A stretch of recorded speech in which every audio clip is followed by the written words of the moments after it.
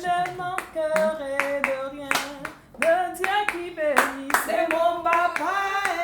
Le Dieu qui bénit, c'est mon papa. Le Dieu qui fortifie, c'est mon papa. Celui qui gracie, c'est mon papa. Alléluia, l'Éternel est mon berger. Je ne manquerai de rien.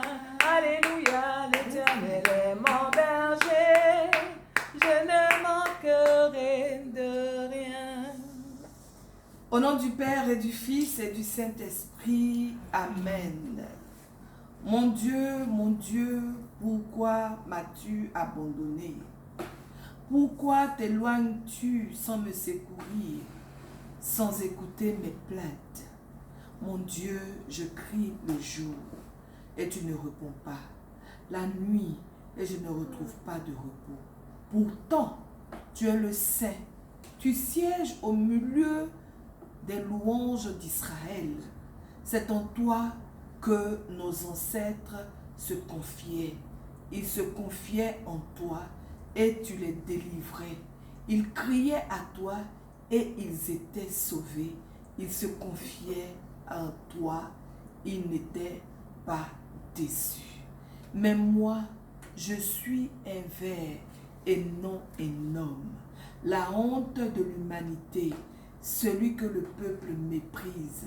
Tous ceux qui me voient se moquent de moi. Ils ricanent, ils hochent la tête.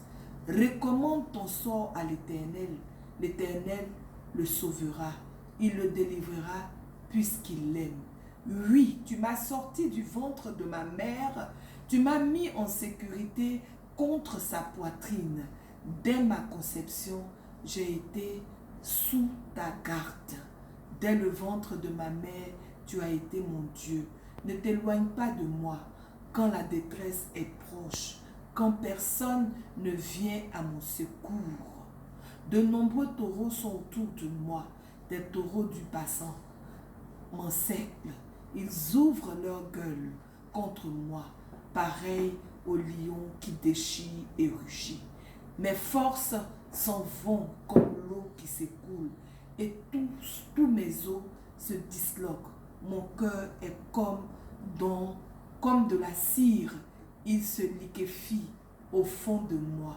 Ma force se dessèche comme l'argile et ma langue s'attache à mon palais.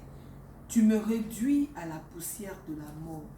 Oui, des chiens m'environnent, une bande de sérilla rôde autour de moi. Ils ont percé mes mains et mes pieds. Je pourrais compter tous mes os. Eux, ils observent, ils me regardent. Ils partagent mes vêtements. Ils tirent au sort mon habit. Mais toi, l'Éternel, ne t'éloigne pas de moi. Toi qui es ma force, viens vite à mon secours. Mais toi, l'Éternel, ne t'éloigne pas de moi. Toi qui es ma force et mon secours. Protège mon âme contre l'épée, ma vie contre le pouvoir des chiens. Sauve-moi de la gueule du lion et des cornes du buffle. Oui, Seigneur, nous n'avons que toi. Toi seul es capable de nous apporter la délivrance vraie. Toi seul es capable de protéger nos vies. Toi seul es capable de guider nos pas. Et Seigneur, nos yeux sont tournés vers toi, comptons uniquement sur toi. Et Seigneur, ce soir encore, je m'abandonne, je me livre totalement entre tes mains, pendant que tu me permets de m'adresser à mes frères, de m'adresser à mes sœurs. Seigneur, ouvre les oreilles de notre cœur pour entendre ce que tu veux que nous recevons ce soir de ta part, et que l'honneur et la gloire te reviennent, Père. Amen. Shalom, shalom, shalom, bien-aimés frères et sœurs en Jésus-Christ. Nous allons encore reprendre ce cantique. L'Éternel est mon berger, je ne manquerai de rien. Et bien-aimé, depuis ta maison, pendant que nous chantons, je voudrais que tu chantes ce cantique. Parce que aujourd'hui, nous allons comprendre, nous allons savoir qui est le divin berger, quels sont les caractères de notre divin berger. Et nous allons chanter ensemble, bien-aimés frères et sœurs. L'Éternel est mon berger. Alléluia. Je ne manquerai de rien. Alléluia. L'Éternel est mon berger. Je ne manquerai de rien. Le Dieu qui bénit, C'est mon papa. le Dieu qui bénit, C'est mon papa. le Dieu qui bénit, C'est mon papa. le Dieu qui bénit, C'est ton papa. Alléluia. L'Éternel est mon berger. Je ne manquerai de rien. Alléluia. L'Éternel est Mon berger. Je ne manquerai de rien. Bien-aimés frères et sœurs, aujourd'hui, nous allons partager sur le psaume 23. Et le thème tiré de ce psaume 23, qui va être le psaume de notre partage, qui est le divin berger, le rôle du divin berger dans notre vie. Psaume 23. Le Seigneur est mon berger, je ne manque de rien. Le Seigneur est mon berger, je ne manque de rien. Le Seigneur est ton berger, toi qui m'écoutes, tu ne manques de rien. Le Seigneur est notre berger depuis le jour de notre conception. Le Seigneur est notre berger depuis le jour de notre naissance. Quand je me permets de dire qu'il est notre berger depuis le jour de notre conception, il était déjà prêt à nous accueillir. Il était déjà prêt à nous recevoir. Il était déjà prêt à nous accompagner. Il était déjà prêt à nous guider. Oui, je me permets de le dire. Et j'en suis convaincu. Et j'en ai la ferme conviction. Parce que l'Éternel, notre berger, le divin berger, a existé bien avant la création. Et nous pouvons le constater dans le livre de la création, à partir dans Genèse chapitre 1er, à partir des premiers versets, où la terre n'avait même pas encore de forme, mais où déjà ce berger, ce Dieu trinitaire, Dieu Père, Dieu Fils, Dieu Esprit Saint existait déjà. Il était donc prêt à nous accueillir parce qu'il avait déjà planifié notre création. Nous nous souvenons tous encore, dans le livre de la Genèse, il est dit, il a pris la plus grande des décisions qu'il a prises. Ce n'est pas la décision de créer le monde, mais c'est la décision de créer celui qui allait être à son image et à sa ressemblance. Depuis ce jour-là, il avait décidé d'être notre berger, notre guide, celui qui nous parle et que nous devons écouter afin que notre vie soit joyeuse et heureuse. Le Seigneur est donc notre berger depuis notre naissance, bien-aimés frères et sœurs. Le Seigneur prend soin de nous depuis notre naissance. Il nous guide, il nous dirige parce qu'il nous aime. C'est pour ça que nous ne manquerons de rien, car il pourvoit aux besoins de ceux qui l'aiment. Il pourvoit aux besoins de ceux qui se reconnaissent en lui. Son soleil se lève sur les bons comme sur les méchants. Mais nous avons un véritable avantage. L'avantage qui nous est fait, c'est la vie éternelle. Sur de frais herbages, il me fait coucher. Près des eaux du repos, il me mène. Oui, il est celui qui guide nos pas, comme je l'ai dit. Mission du berger, guider nos pas. Mission du berger, nous envoyer dans des endroits qui nous donneront de pouvoir voir combien il est bon. C'est dans le temps de repos, quand nous sommes reposés, quand nous sommes au calme, nous pouvons constater les merveilles du Seigneur. Et il sait où se trouvent ces merveilleux endroits. Il sait où se trouve ce vert pâturage, où il décide de nous conduire. Il a un endroit pour nous, où nous pouvons nous reposer dans les moments difficiles. Il a un endroit pour nous, où nous pouvons nous reposer dans nos moments de souffrance. Il a un endroit pour nous, où nous pouvons nous reposer dans les moments d'épreuve. Parce que là, nous entendons de manière audible sa voix. Voilà pourquoi il dira Quand il dit en Osée 4, verset 6, mon peuple périt faute de connaissance. Avant le verset 6, il va dire, je conduis mon bien-aimé dans le désert pour le séduire. Parce que c'est au calme que nous pouvons entendre la voix de Dieu. C'est au calme que nous pouvons nous abreuver à la source. Parce que nous aurons cherché de nous-mêmes des solutions. Mais nous n'aurons pas trouvé de solution. Mais une fois que nous appuierons sur lui, nous trouverons bien évidemment des solutions. Et nous serons à la source où nous pourrons nous abreuver. Et cette source nous fera du bien. Il me ranime, il me conduit par les bons sentiers pour l'honneur de son nom. Il restaure notre âme, ce Dieu-là. Ce bon berger, ce divin berger, il restaure notre âme. Il nous conduit encore une fois. Il nous guide, il nous conduit. Parce qu'il en a pris l'engagement. On dirait certainement, dans le jargon ivoirien, il ne veut pas gâter son nom. Son nom est tellement grand et beau. Son nom est tellement grand. Son nom exprime la puissance. Son nom exprime l'amour. Son nom exprime la vie. Et à cause de ce nom, il ne peut pas nous permettre de nous éloigner du chemin. Quand nous sommes fatigués, quand nous nous sentons lasses dans les combats que nous avons à mener, quand nous avons trop lutté et que nous n'arrivons plus à résister face aux attaques des ennemis de nos vies, qui sont la honte, qui sont la méchanceté, qui sont la pauvreté, qui sont tout ce qui peut constituer le péché, nous nous tournons vers lui et il nous tend les bras. Il nous recueille, il nous donne de pouvoir vivre, il nous donne de pouvoir bénéficier de sa grâce, il nous donne de pouvoir marcher dans les sentiers de justice, dans les sentiers plus paisibles. Oui, c'est ce Dieu-là. Même si je marche dans un ravin d'ombre et de mort, je ne crains aucun mal, car tu es avec moi. Ton bâton, ton appui, voilà qui me rassure. Même si la mort rôde autour de nous, nous n'avons pas peur.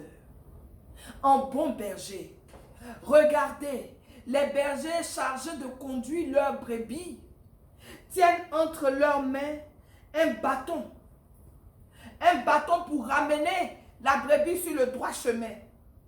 Une houlette, de telle sorte que cette houlette-là serve à tenir les branches, à faire descendre les branches de l'arbre pour que la brebis, le mouton, le bœuf puissent manger.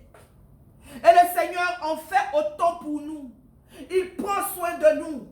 Il nous donne de pouvoir manger. Il nous donne de pouvoir être éduqués. Il nous donne de pouvoir être sur le droit chemin. Et même si la mort tente et tourne au rôde autour de nous, nous n'avons pas peur.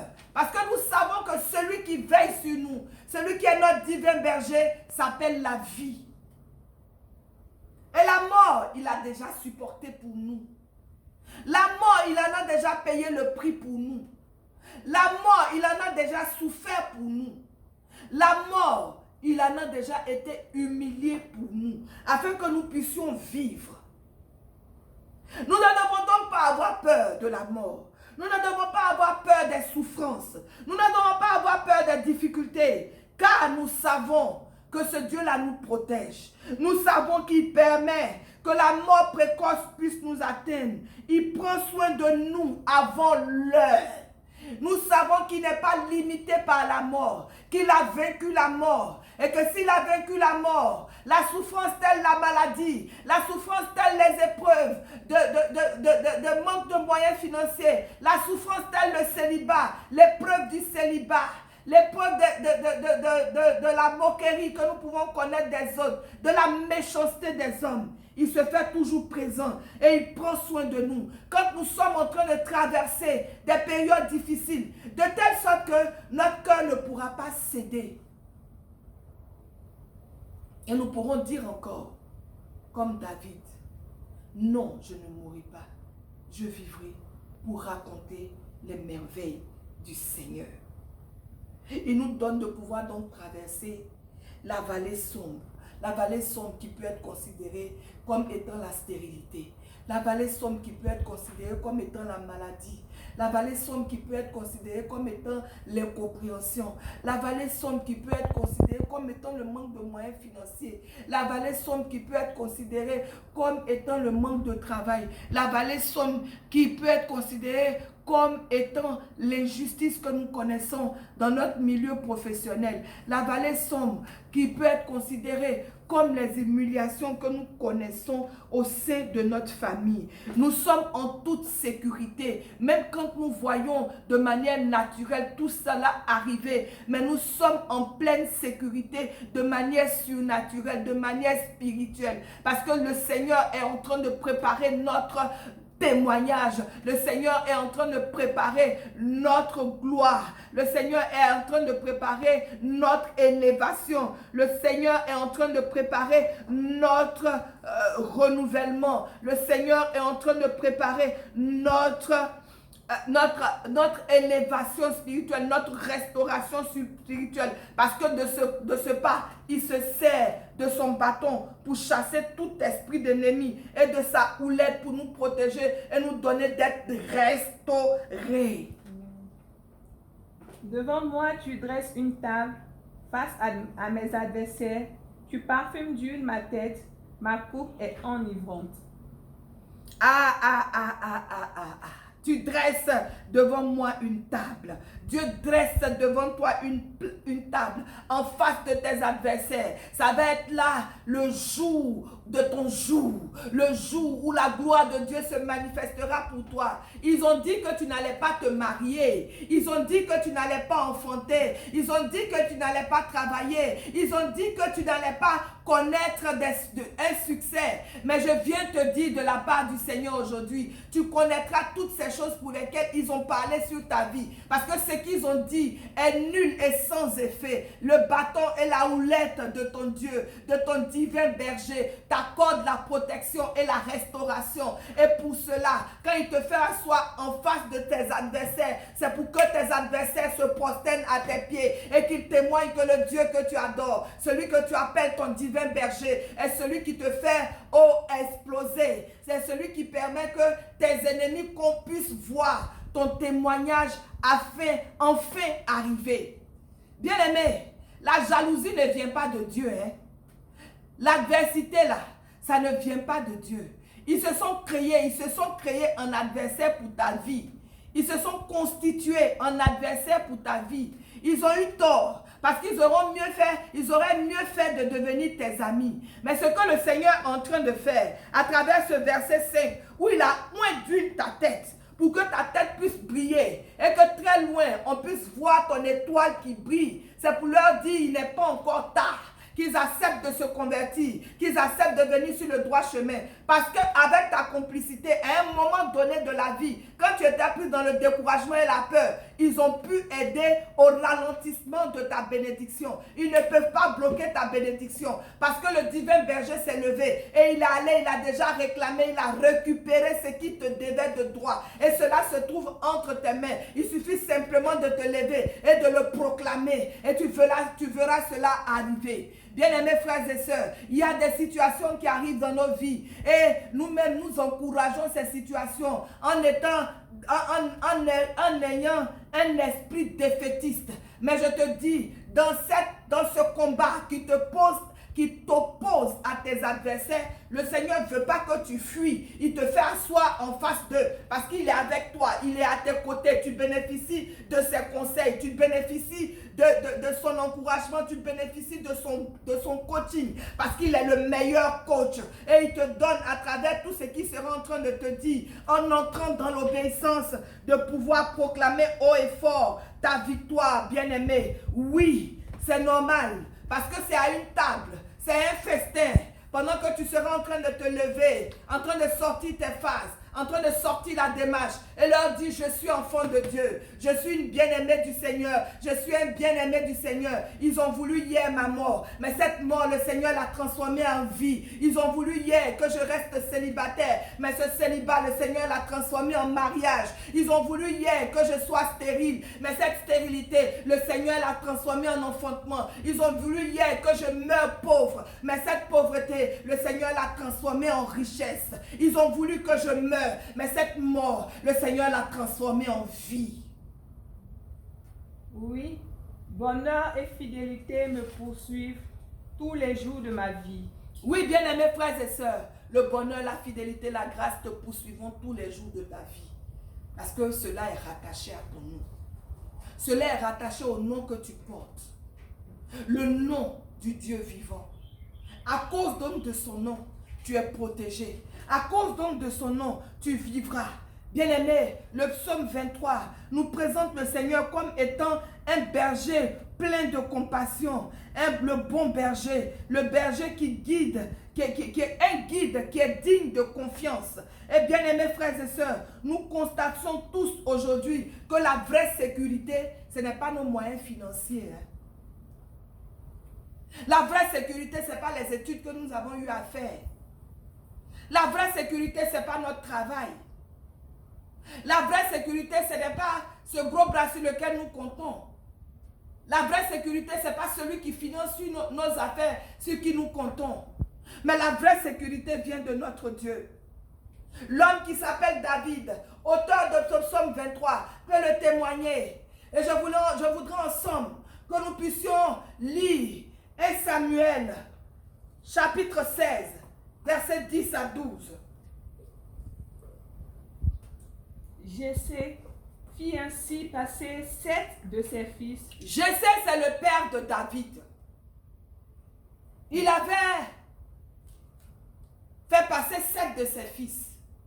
Parce que nous retournons dans le contexte de l'histoire. Dieu devait se choisir un roi pour Israël. Après qu'il ait désapprouvé Saül qui, au lieu d'obéir à Dieu, dans l'impatience, s'est trouvé en attendant David pour Samuel, pour lui, Samuel n'est pas en train de venir dans le temps. Et lui, Saül, il a pris sur lui de faire ce que Dieu ne voulait pas qu'il fasse. Et le Seigneur va rappeler par la bouche du prophète Samuel à Saül que l'obéissance vaut mieux que le sacrifice. Et Saül va perdre l'approbation de Dieu. Et Dieu va vouloir se choisir un roi dans la famille de Jessé. Et ce roi qu'il avait voulu se choisir, c'était bien David. Toutes les circonstances de la vie étaient réunies. Ma fille continue de lire. Jessé fit ainsi passer 7 de ses fils devant Samuel, et Samuel dit à Jessé, « Le Seigneur n'a choisi aucun de ceux-là. » Le Seigneur n'a choisi aucun de ceux-là. En réalité, Jessé n'avait pas que 7 fils. Il y avait un 8e que la nature déjà avait mis à part. Continue. Samuel dit à Jessé, « Les jeunes gens sont-ils là au complet? » Jessé répondit, « Il reste encore le plus jeune, il fait paître le troupeau. » Le plus jeune, ça est David. Il est le plus jeune, il est celui qu'on envoie paître le troupeau, c'est-à-dire le boulot le plus insignifiant, c'est à lui qu'on confie, insignifiant mais rempli de risques. Rempli de risques. Parce qu'aller garder le bétail dans le désert, David était exposé aux intempéries. Pluie, soleil, ça encore, il pouvait s'abriter. Mais David était opposé aux animaux féroces. Parce qu'il était chargé de défendre le troupeau. Boulot insignifiant à risque pour le dernier fils, le dernier né qui devait être chouchouté. Et encore une autre caractéristique de David va être donnée, c'est qu'il va montrer que David même est à part. Samuel dit à Jessé, envoie-le chercher. Nous ne nous mettrons pas à table avant son arrivée. Ah, une importance capitale venait d'être accordée à David. La caractéristique dont je voudrais que ma fille parle va venir dans les versets suivants, c'était que David était rouquin. Un jeune garçon roux.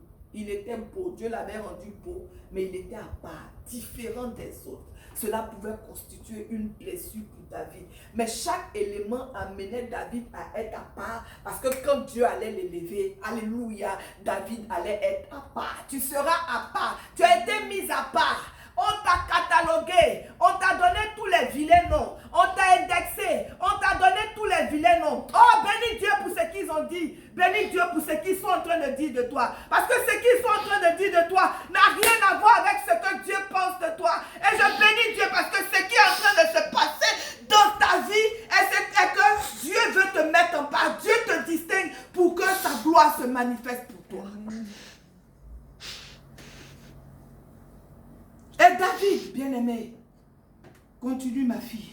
Jessé le fit donc venir, il avait le teint clair, une jolie figure, voilà, et une mine agréable. Très agréable. Parce que quand Dieu te bénit, tu es toujours souriant. Même quand les problèmes sont là, quand les difficultés sont là, quand la souffrance est là, tu es toujours souriant. Parce que tu ne veux pas faire la part belle au diable. Tu ne veux pas rendre le diable heureux par rapport à ce que tu vis. Oh non!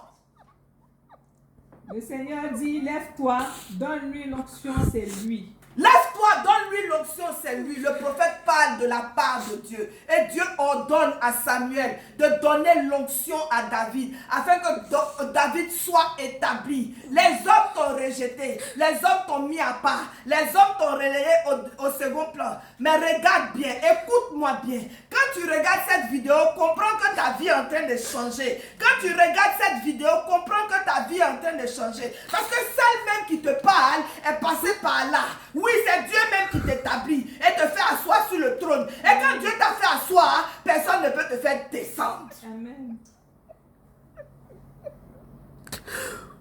Samuel prit la canne d'huile et il lui donna l'onction. Samuel est obligé de s'exécuter. Aussi grand prophète qu'il puisse être, il est obligé de s'exécuter. Je dis, les hommes de Dieu seront obligés de s'exécuter parce que Dieu a parlé.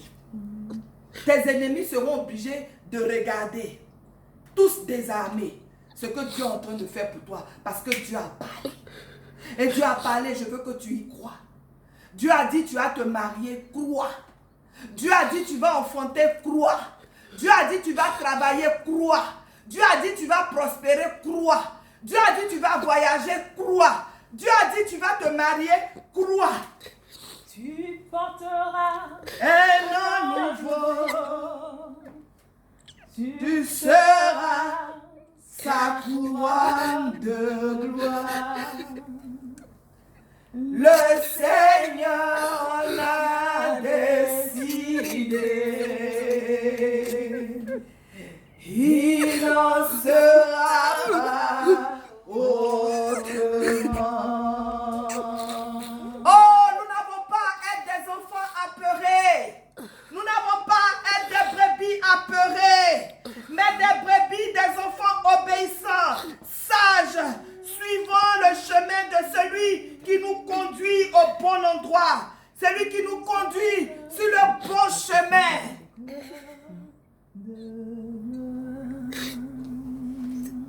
Oui, bien-aimés, nous avons fait un choix de vie.